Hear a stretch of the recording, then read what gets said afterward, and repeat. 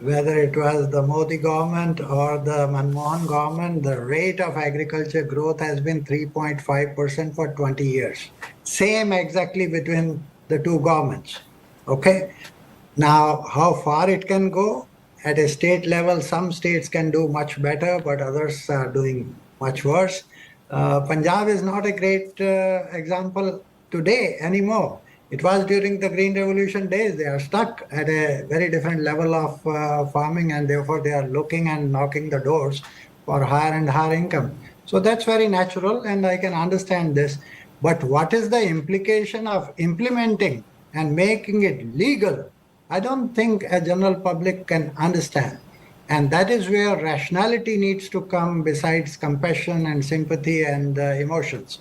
You know, if rationality is not there and you decide this, to my understanding, it's a simple question. If the production is 100 and the demand is only 70, and if nobody is allowed to buy at below that minimum support price, which itself will be 25 to 30% higher, then where will that production go? The strong, bigger farmers can go to the court and ask everything government should procure. And Bihar farmers and the smallholders of Eastern India will never knock those doors. So they'll be worst hit, in fact. And that is what is happening even in the current MSP system. Where is the procurement in Bihar and Assam and West Bengal and Eastern UP? So they are not getting a deal which the farmers of Punjab and Haryana are getting a deal. They are at least 15 to 20% below what the Punjab and Haryana. Devendra Sharma, I want you to respond to these very important comments made by Professor Ashok Gulati, who in his wisdom and experience argues that if the demand of the farmers was accepted, this would actually be counterproductive for poorer farmers, because if you're setting the MSP higher than the market rate, nobody will come forward. Right now, at whatever rate, the rate crashes, but simple economics dictates that whatever rate it may be, most of the produce gets picked up at the mandi. If you keep rates artificially high, the produce will not get touched, and the other farmers who currently make some money will make no money at all. Net, the Indian farmer will be worse off. He's made those comments. Those comments have been viraling across social the last couple of days. You have an alternate point of view. Explain that to our viewers. Why do you think farmers will be better off if a minimum support price is made legally mandatory? Devendra Sharma. Well, first of all, I'm very happy the questionnaire that you showed to all of us and the response from, as you said, from not only from Punjab, from the heartland and from the rest of the country, I think is overwhelming in favor of MSP being legalized. Let me make it very clear that Indian farmer is at the bottom of the pyramid, and we need to understand the reason for that is that the farmer has been left by and large to the market forces. Market forces have failed everywhere in the world to provide farmers with a higher income. Even now, when Europe's witnessed protest by farmers, we have seen the French farmers, when they met the President Macron recently or 2 days back, they have also put up a note to the President saying what the farmers need is a assured price for their produce, and in fact they are suggesting it should be, everyone should be banned from purchasing below that price, and I think that is what Indian farmers are also asking. If you look at America agriculture is also in distress. European agriculture is in distress. Indian farmers are in distress. Even Philippine farmers are in distress. The point is it runs across the world, and farmers are suffering because of markets. If markets were so wonderful, I don't understand why the OECD countries should be providing more than $260 billion as subsidy support every year. And having said that, I think it is very clear that in India, the average income of a farming family, according to the Economic Survey 2016, was 20,000 rupees in 17 states of India, which means half the country. The farmers were living under or living in. No, but so far, Devendra Sharma, I've heard from you a rhetorical response. No, here my question, sir. Professor Ashok Gulati has given you a very specific scenario of what may happen if a minimum support price is legally mandated. I want you to use the wealth of knowledge and experience. You have to try and counter that on facts, not on rhetoric. He's saying you set the minimum support price artificially high.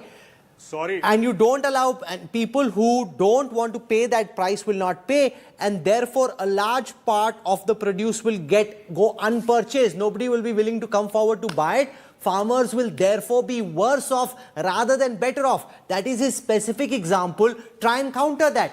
Devinder Sharma. Rahul, I am aware of what the question is, and I also see the point that you are making. What I said was to first give a kind of impression for the global agriculture, and I think we need to understand it is not rhetoric. It is something that people need to understand. B, let me be very clear. Why farmers should not be getting an MSP, a legal MSP? I think a lot of people are saying that, and we know how the government is projecting or how the media is getting those notes which are unsigned every day, tossing various figures that this will be the burden on the country and so on and so forth. I think the best way to pull farmers out of agriculture crisis is to make MSP a legal mechanism. Farmers everywhere in the country should get that price. Now, your question, somebody will buy, somebody will not. I think this can all be sorted out. It is not a difficult proposition for the country. But what we need primarily is to see that, nobody is, or let's say the country, nobody is trading below that price. That is what the farmers are demanding. So, but that goes against the basic principles of economics. You cannot dictate a minimum price in a free market. Let's assume you set the price at 100. A certain amount of the produce will get picked up by the traders. The rest they will not touch. So that part of the produce will then go unpicked up from the farm fields and will lie, and the farmer will get no money. That's the economic argument. You can't artificially set a price higher than what the market is willing to pay for it. That's economics 101. I'm saying economics 101 is the problem here. We haven't got out of economics 101. And why I'm saying this is because we need to understand if free markets have failed everywhere in the world, please tell me how will they do justice to Indian farmers? Is a question so this is not free markets. You've set the price artificially high. Sir, Professor Ashok Gulati is taking your argument. He's setting the price artificially high. He's telling you what will happen later. A lot of the produce will not get picked up. It will just lie. It will rot in the fields. Rahul, please let me explain. Why are you rushing through? If I'm saying that when you said free market time, that is what I'm saying. Free markets have failed everywhere in the world. Listen to me. And then I'm trying to say that, if you make it obligatory for everyone to see that, no trading takes below that price, I don't think there is a question coming up that, there will be too much at one time and there will be food to rot and so on and so forth. I think let's be very clear. Even today, food is being thrown on the streets. We know that with all these markets operating, food is being thrown on the streets. We need a kind of a mechanism where, farmers do not lose out. What is wrong in that? And why can't the country take care of the losses that the farmers are going to suffer?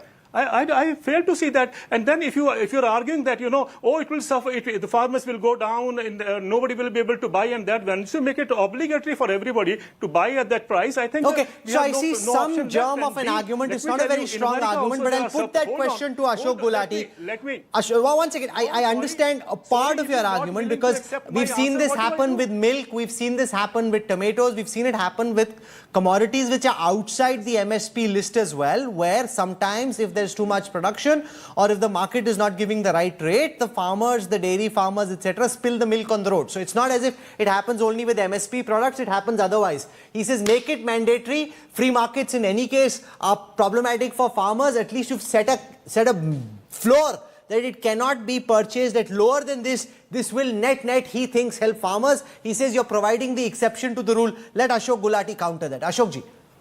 Very simple. All these MSP commodities, 23, I said on this channel, constitute only 28% of the agri produce. Milk, which is the biggest agri commodity, which is equal to wheat, rice, sugarcane, plus all pulses put together.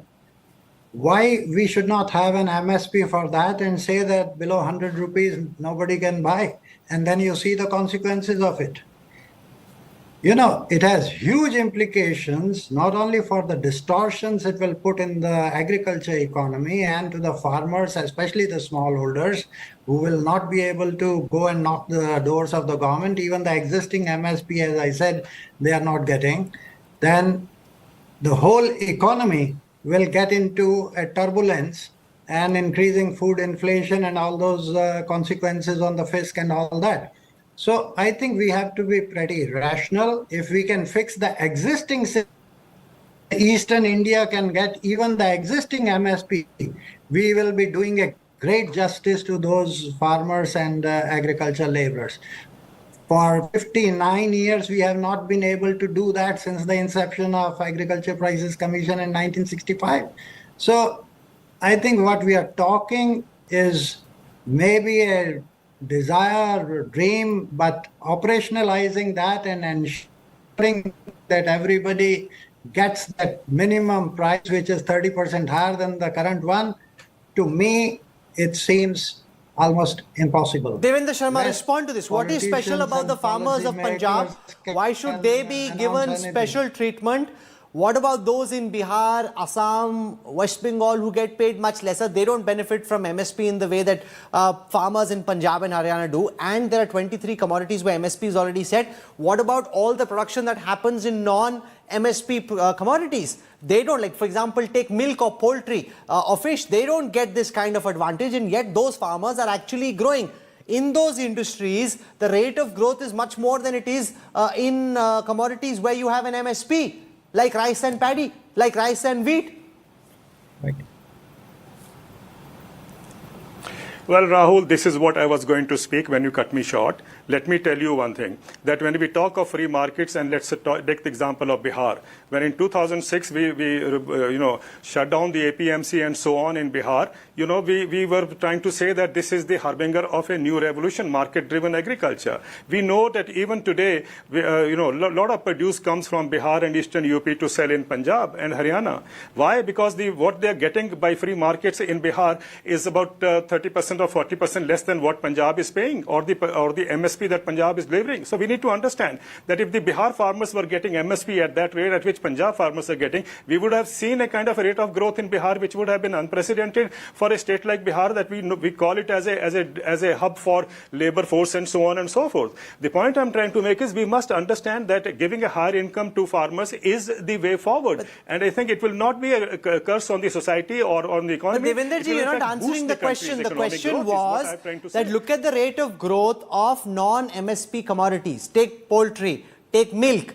There, because of the free market, the rate of growth is much higher than in commodities where you have an MSP like rice or like wheat.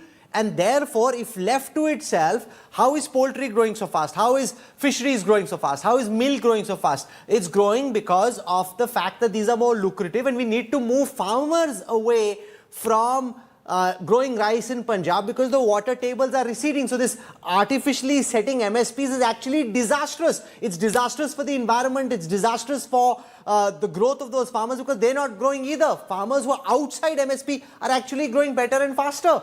That's what the data says.